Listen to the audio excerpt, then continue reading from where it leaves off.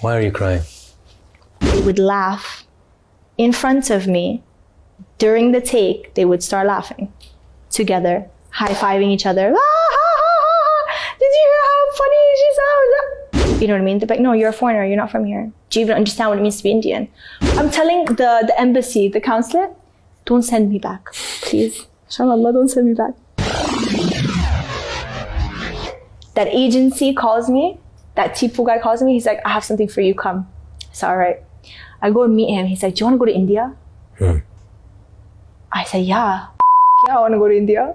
Let's do this. He's like, you want to think about it? I said, what's there to think about? India, Bollywood, Shah Rukh Khan. Period. He's like, yeah, okay, but just think about it. I was like, no. We grew up watching Hindi cinema. We grew up watching Bollywood films. I'm obsessed with this one film called Devdas. Okay, I watched it like 20 million times growing up. And why? Because it has dance, music, art. It was so like theatrical. It was so big. It was so dreamy. And that for me was so exciting. I said, Tipu, this is what I'm looking for, man. This is inspiring. I'm looking for somewhere where I can do all of it. I can act, dance, be emotional, be dramatic, look beautiful, everything. That's what Bollywood is. Like, I've been looking for it and you've just given me the answer. He's like, all right, when do you want to go? I'm like, now, let's do this now. He's like, all right, after a week, I'm taking my flight to India.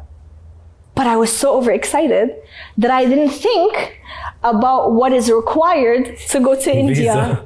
Visa, the actual requirement, language, network, contacts, everything. I just went like a silly girl. And I'm telling my girls, the day I signed that contract, I called my girls. I'm like, girls, you guys have to come over. I have news for you. And all my friends, they're obsessed with Hindi cinema too, with Bollywood, because, you know, Somalian, Kenyan, we all watched, you know, Bollywood films growing up. So they all came to my house and we're sitting. I'm like, guys, I'm going to Bollywood. And they're like, girl, you made it. We made it. This is it. We start from the bottom, now we're here. You know, all of that was happening. And then the other one's like, tell Shah Rukh Khan I said hi. You know, so it was like that hilarious. We were so excited and so naive. Yeah. So naive. Because when I reached India, it was nothing like that. I was thinking that I was going to get picked up by a limousine with like a butler. And they're going to take me to this suite and I was going to live a nice life in a hotel and I'm going to go to my auditions via the limousine. It's going to be nice. It's going to be like high level lifestyle because I'm going to Bollywood, you know? It was nothing like that. I had the biggest shock of my life, the biggest slap in the face when I arrived and the struggle I went through, the bullying, the rejection, the traumatic experience I went through. If I knew that before going to India, if someone told me, this is all the things you're going to go through, you're going to meet evil people, they're going to steal your passports, you're going to get deported, you're going to go back to Canada, people are going to laugh at you and say, why did you go anyways? How do you leave a developed country to go to a developing country? Then you're going to go back to India and you're going to fight, you're going to learn the language, you're going to learn the language, you're going to learn the language. And you're going to meet people who are going to laugh at you on the way. Whenever you try to speak, they're going to laugh on your face. That happened to me all the time. You know how many times I would spend hours and weeks and months and years with my Hindi diction coach and Hindi teacher to learn the language. And he would uplift me and he'd be so positive and say, you are doing so good, Beta. You're speaking so well. I'm so proud of you. And he'd make me so confident. And I would go to a casting director or I'd go to an audition and they would know I'm not Indian. And they would call me specifically and say, the lines are in Hindi. Can you do it? I say, yeah, I'll try my best. And I would do them and they would laugh in front of me. During the take, they would start laughing together, high-fiving each other. Did you hear how funny she sounds? And my ego, I'd be like, how dare you? Wait till I leave, at least, you know what I mean? Like, why would you do it in front of my face? And that would take me back to when I was 11. I was just gonna say. Oh man. And I get so angry and I would have this dirty attitude And I'd be like, what's so funny? Nee, nothing. No, what's so funny? Because like you were like hilariously laughing like hyena. What's so funny? No, it was cute. And I would leave. And that time I was traveling in a rickshaw. I didn't have a car. You know what rickshaws are, right? Yeah.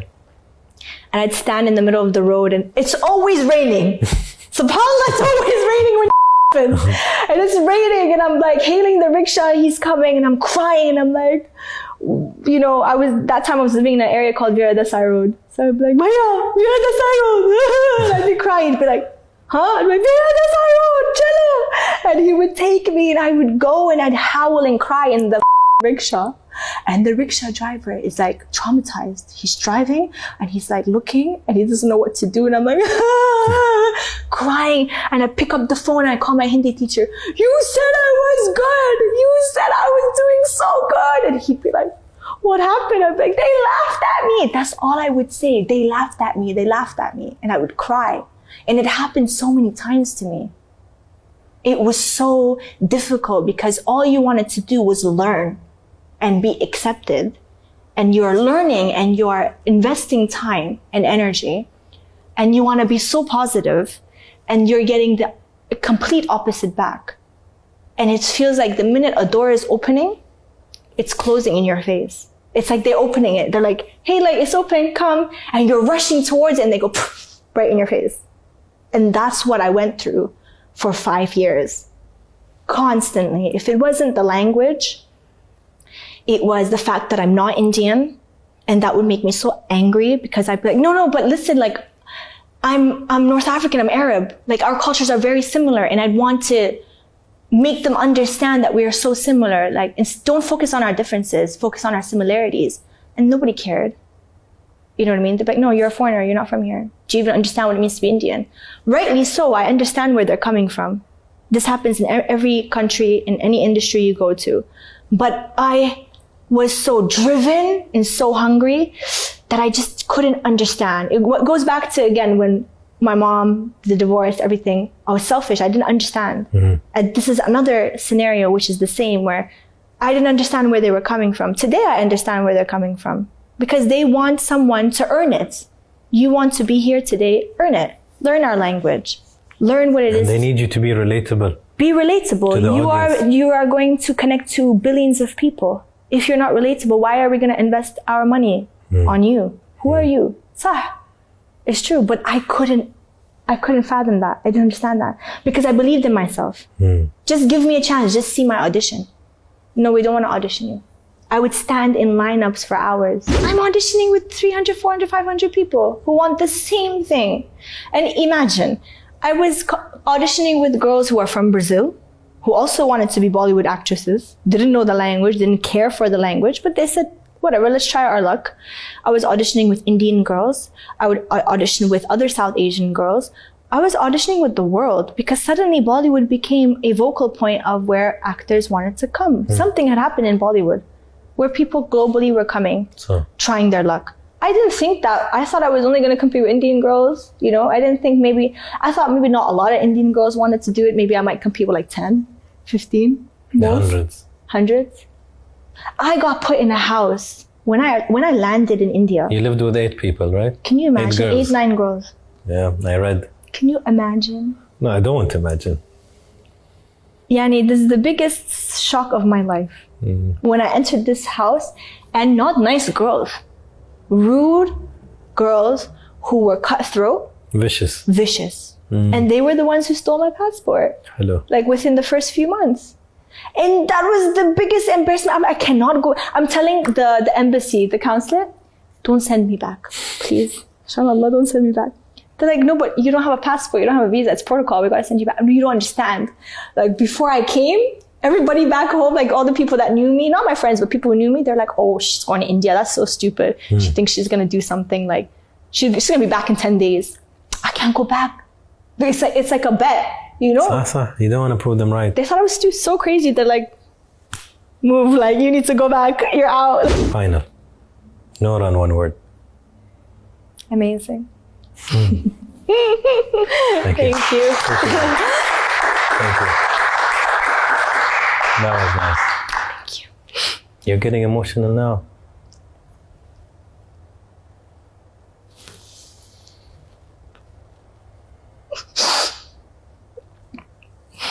That was so nice.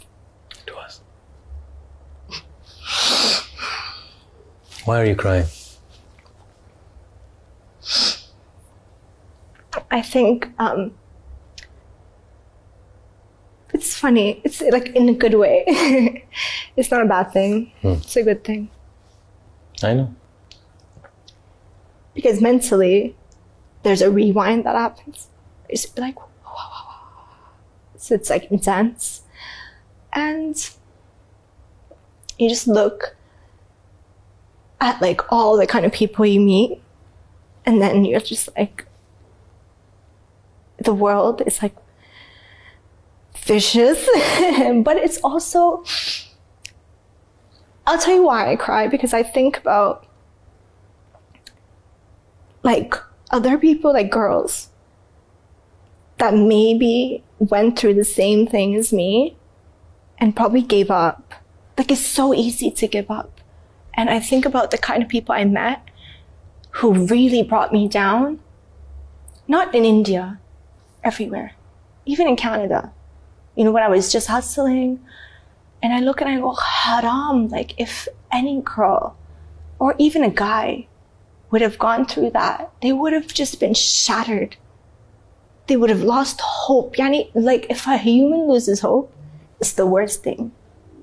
It's the worst thing. And I keep thinking, I'm like, that even 50% of the things I went through, if another girl or guy went through that and they lost hope, that would have been one more person in the world that we would have lost. Could have been a great person. They could have made an impact in the world. They could have made a difference in the world. And I wish parents would instill hope and confidence and prepare them for what's out there. And I wish our school system did the same thing, because everything I learned in school didn't help me for the real world.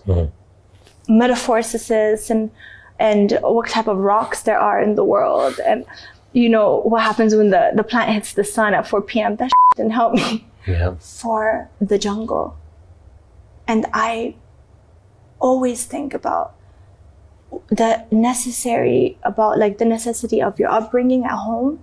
Instead of our parents, like when I say our, I say globally, anybody, instead of them being so, don't do this, don't wear this, don't go out, don't talk to this, don't do this, study, don't watch this, instead of being like that, I wish they would prepare them for the world, prepare them for marriage, prepare them for what it is to be with another human, what it is to share a life with another human, prepare them for what it is to work, to go and work for yourself and to create an identity. Prepare them for the workforce. The workforce is not an easy place. The kind of things women and men face, we're not prepared for that. And two things happen: either they ruin you for life or they make you for life. But most of the time, they ruin you for life. They break you. They ruin your personality, your charisma, your aura. They make you negative. And you are the same person who will have kids and you will inject that negativity to the next lot. Yeah.